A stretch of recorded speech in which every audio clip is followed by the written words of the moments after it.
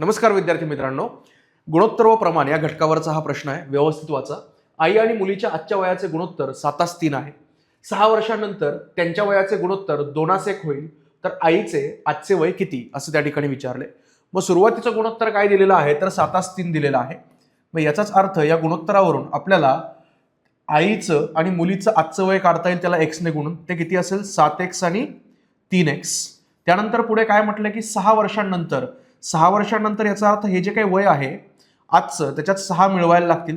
So 6 वर्षांनंतर आईचं वय होईल 7x अधिक 6, मुलीचं वय होईल 3x अधिक 6. आता पुढे त्यांनी म्हटलंय की आता गुणोत्तर किती झालंय, 2:1. म्हणजेच आईचं वय छेद मुलीचं वय यांचं गुणोत्तर किती झालेलं आहे, तर 2:1 म्हणजे 2/1 इतकं झालेलं आहे. मग याला जर आपण सॉल्व्ह केलं तर काय येईल, 7x अधिक 6 इकडच्या 1 ने गुणलं तर काही फरक पडणार नाही. 2 ने जर आपण गुणलं तर 2 गुणिले 3 6x अधिक 2 गुणिले 6 12. मग जर हा 6x 7x मधून वजा केला तर किती येईल, x बरोबर हे 6 12 वजा केले 6, x बरोबर किती आला, 6 आला. आईचं वय काय होतं, 7x म्हणजे 7 गुणिले 6. आईचं वय किती असेल, 42 वर्षे. 42 वर्ष म्हणजे पर्याय क्रमांक 3 हे या प्रश्नाचं योग्य उत्तर असेल.